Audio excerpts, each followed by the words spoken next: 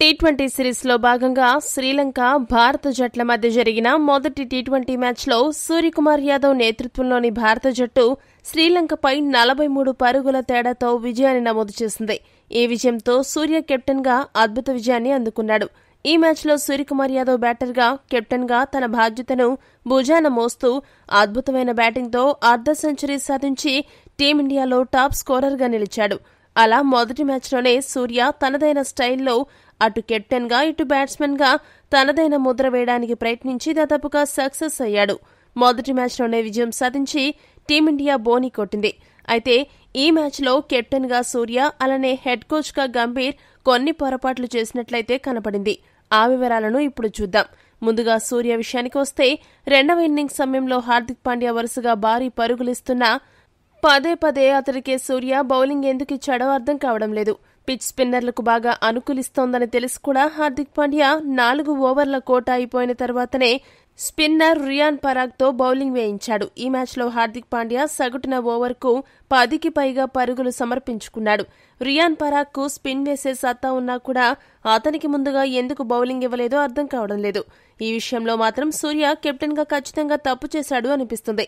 ఈ విషయంలో మీ అభిప్రాయం ఏంటో కామెంట్ చేయండి.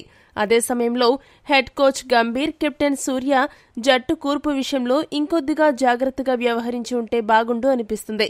సంజు శాంసన్ తన చివరి వన్డేలో ఒక మ్యాచ్ విన్నింగ్ ఇన్నింగ్స్ ఆడాడు.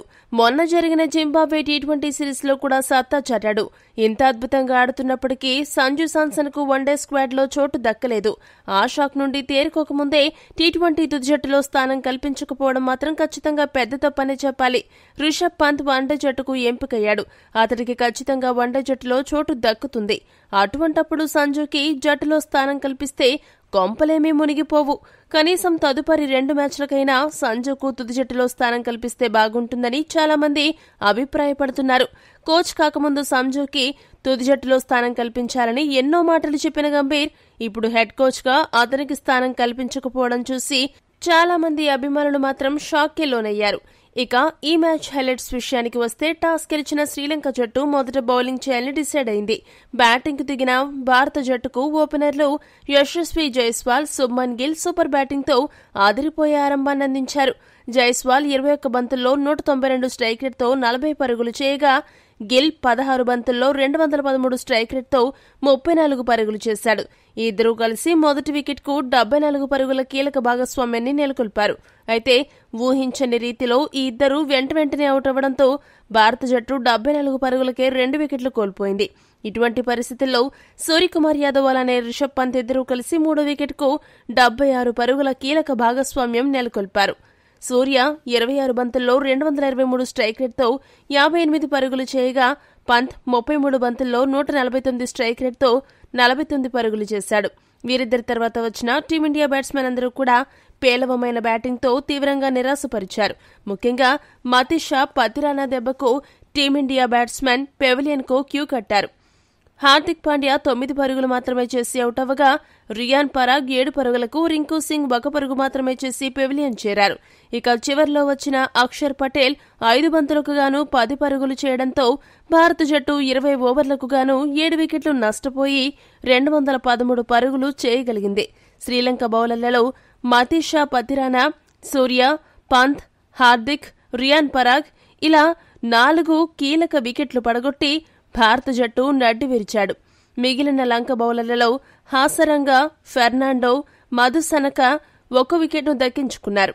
214 పరుగుల విజయ లక్ష్యంతో బరిలోకి దిగిన శ్రీలంక జట్టుకు ఆ జట్టు ఓపెనర్లు మంచి ఆరంభాన్నందించారు.